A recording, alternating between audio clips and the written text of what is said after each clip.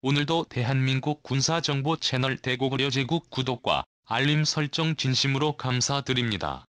2012년 현대시대에 들어서 핵무기는 상호 확증 파괴의 최종 형태로 불리며 핵무기 발사 또는 발사 징후와 동시에 선제 보복 공격으로 국가로서의 기능을 영구히 망시킨다는 점에서 다른 국가를 지구에서 완전히 없애버리겠다는 명분을 가진 3차 세계대전 그 규모의 전쟁에서만 핵무기를 작동시킬 수 있는 반면 실질적으로 한반도에서 일어나는 중국의 서해 도발이나 북한의 포격 도발과 같은 국지전에서는 핵무기를 사용하지 못하는데요. 이러한 사례는 과거 냉전 시기 미국과 유럽의 상황을 봐도 분명하게 나타납니다. 미국과 소련도 핵무기를 가지고 있고 21세기에 들어서 여러 가지 전쟁 상황을 많이 겪었지만 소형 핵탄두라든지 핵을 이용한 무기 체계를 때로 사용하지 않았다는 공통점을 가지고 있습니다. 사실 이러한 핵무기는 현대 시대에 들어서 갖고 있어도 절대 쓸 수 없을 정도로 국가 간의 암묵적인 룰이 생겼는데요. 반면 한국을 향한 북한의 국지도발은 물론 일본의 초계기 도발과 중국 공군의 항공침범 등 소규모 국지전 발생 위기는 최근에도 여러 차례 발생했다는 건 분명한 사실입니다. 만약 3차 세계대전이 발생했을 시체 후의 무기라고 불리는 핵무기를 제외한다면 실제로 국지전에서 명분 있게 사용할 수 있는 가장 강력한 단계의 무기체계로 불리는 다름 아닌 현무 미사일처럼 탄도미사일로 불리는 IBM 체계와 순항미사일 체계인 유도미사일 무기인데요. 예를 들어 미국은 이라크 전쟁 당시 핵무기 대신 토마호크 순항미사일과 전폭기용 미사일을 사용했으며 미사일과 유도무기는 실제 국지전 발발 시 대전 초기에 효과적으로 적군이 반격하지 못할 수준으로 무력화할 수 있는 정교한 무기체계이면서도 핵무기와 달리 국제적 명분을 쉽게 얻을 수 있으며 소규모든 대규모든 한반도의 영토 야육을 노리는 국지전에서 승리하기 위한 가장 강력한 게임 체인저로 불리는 엄연한 사실입니다. 이러한 탄도미사일에 얼마나 다양한 기술력을 갖췄냐에 따라 위력은 상상을 초월하는데요. 그래서 군사력 평가 지표 중 가장 큰 비중을 차지하는 것이 바로 미사일과 유도무기 체계를 전력화에 두고 있는가를 평가해 실제 전쟁 수행 능력으로 최종 산출합니다.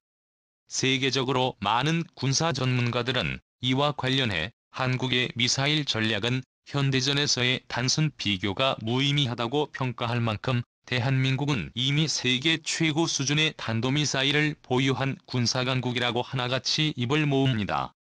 모두가 알다시피 우리나라는 다른 국가들 대비 현무 미사일 성능 개량화가 놀라울 정도로 빠르게 진행되고 있는데요. 21세기에 들어서 급부상한 신형 탄도미사일 강국인 인도와 한국을 비교할 경우 2000년대 초 사거리 500km인 아그니 미사일을 인도가 개발하는 성공했으며 사거리 4000km인 아그니4 미사일을 개발하기까지 20년 정도가 걸렸습니다.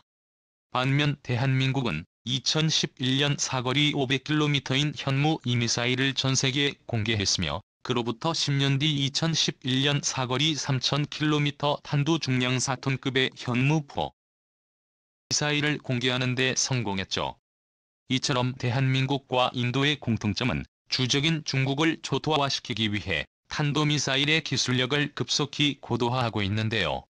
한국과 인도의 사례처럼 탄도미사일 개발의 특징은 처음 개발을 완료하는 게 굉장히 어렵지만 개발이 성공하는 시간이 지날수록 사거리와 탄두 중량이 비약적으로 상승한다는 것을 한눈에 확인하실 수 있습니다.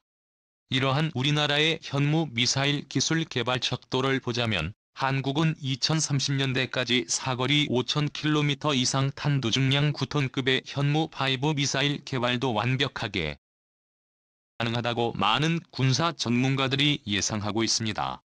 이미 한국은 사거리 3000km를 가진 현무3 순항 미사일의 개량형을 시작으로 2021년 9월 15일 차세대 미사일들을 추가적으로 공개하는 과정에서 현무4 미사일의 개량형도 공개되었죠. 지속적인 성능 개량을 급함에 따라 사거리 2500km 이상 탄두 중량 4톤급의 중장거리 탄도미사일을 보유하는데 완벽히 성공했습니다. 이러한 한국의 현무 미사일 전략은 서울에서 중국은 물론 일본의 연안까지 모두 타격할 수 있는 강력한 미사일을 보유하고 있다는 뜻이죠. 적국의 본토에 투발할 수 있는 각종 미사일과 유도무기의 수량은 수천 발에 달할 것으로 추산하고 있습니다. 좀 더 자세히 분석해보자면 현무 미사일이 4,000발 가까이 전력화되어 있는데요. 이 중에서도 현무4 미사일이 추가적으로 합류하게 되어 서해와 동해에 주력으로 배치되며 현무 순항 미사일은 주로 이지스 구축함이나 잠수함 등에 탑재되어 운용될 것입니다. 쉽게 말해 한반도 주변국이 우리를 건들 시적국들의 본토는 한국의 현무미사일만으로도 쑥대밭이 될 것이라는 이야기입니다. 현재 세계 군사 전문지들은 한국의 미사일 전력을 극단적 전력 또는 기스트 보드로 표현합니다. 한국의 현 미사일과 유도무기의 종류나 배치 수량은 특수한 작전 목적이 아니라 세계에서 유례를 찾기 힘들 정도로 특이한 구조인 고순도치 전략을 상정한 전력이기 때문인데요. 한국의 국방예산이 최고조에 달했을 때 각종 첨단 미사일들이 한꺼번에 등장한 것을 보듯 현무 미사일의 진심입니다. 즉 파괴력 부문에서 가성비와 효과 면에서는 이를 따를 무기체계가 전혀 없다는 이야기입니다. 더욱이 현무 미사일은 다른 국가들의 미사일보다 연식이 최신형이라는 장점도 지니고 있는데요. 비교적 첨단 기술들이 듬뿍 적용되어 속의 속도와 정말 회피 기동 기능까지 갖춘 현무 미사일과 유도무기들은 현존하는 어떠한 방공 방어체계로도 요격을 100% 보장하지 못합니다. 더욱이 간헐적으로 날아드는 미사일이 아닌 쏟아지듯 퍼붓는 형태의 현무 미사일을 모두 막아낼 수 있는 국가는 아직까지는 존재하지 않은 상황인데요. 이러한 현상은 현무 미사일의 보유 수량이 늘어날수록 더욱 심해질 것입니다. 동북아의 긴박한 상황 속에서 대한민국은 기술주권에 의한 자주국방이란 비전을 세우고 도쿄와 베이징을 비롯한 일본과 중국 전역을 타격할 수 있는 미사일을 만들겠다는 계획을 추진했고 완벽히 성공했습니다. 과거 한국은 미국뿐 아니고 다른 국가들에게도 탄도 미사일 엔진 기술을 요청했습니다.